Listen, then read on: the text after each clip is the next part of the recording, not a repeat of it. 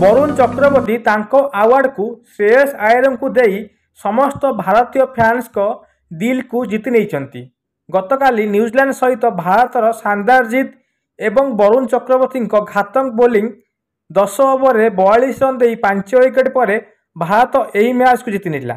Match ଶେଷ ପରେ ICC ତାର ମ୍ୟାନ୍ ଅଫ୍ ଦି ମ୍ୟାଚ୍କୁ ବରୁଣ ଚକ୍ରବର୍ତ୍ତୀ ଦେଇଥିଲା। ହେଲେ ବରୁଣ ଏହି ଆୱାର୍ଡକୁ ଶ୍ରେୟସ ଆୟରଙ୍କୁ ଦେଇଥିଲେ। ସେ କହିଥିଲେ, ମୁଁ ମାନୁଛି ଦୁବାଇ ପିଚ୍ ଧୀମା ଥିଲା ଆଉ ମୋ ବୋଲିଂ କାମ କରିଥିଲା। ହେଲେ ଦୁବାଇ ପିଚ୍ରେ ବ୍ୟାଟିଂ କରିବା ଏତେ ସହଜ ନଥିଲା। ସବୁ ପରେ ବି ଶ୍ରେୟସ ଆୟର ବ୍ୟାଟିଂ କରିଥିଲେ ଏବଂ 79 ରନ୍ର ସ୍କୋର କରିଥିଲେ, ଯାହାଫଳରେ କି ଆମେ ଏକ ସ୍କୋର ଛିଡ଼ା କରିଥିଲୁ ନ୍ୟୁଜିଲାଣ୍ଡ ସାମ୍ନାରେ ଏବଂ ଏହି ମ୍ୟାଚ୍କୁ ଆମେ ଜିତି ପାରିଥିଲୁ। ଶ୍ରେୟସ ଆୟର ଭଲ ବ୍ୟାଟିଂ କରିଥିବାରୁ ମୁଁ ମୋର ଏହି ଆୱାର୍ଡକୁ ଶ୍ରେୟସ ଆୟରଙ୍କୁ ଦେବା ପାଇଁ ଚାହୁଁଛି। ତାଙ୍କ ସ୍କୋର ପାଇଁ ମୁଁ ଆଜି ଏହି ମ୍ୟାଚ୍କୁ ବୋଲିଂ ସହାୟତାରେ ଜିତାଇ ପାରିଛି। ତେଣୁକରି ମୋ ଆୱାର୍ଡ ଶ୍ରେୟସ ଆୟରଙ୍କୁ ଦେଉଛି।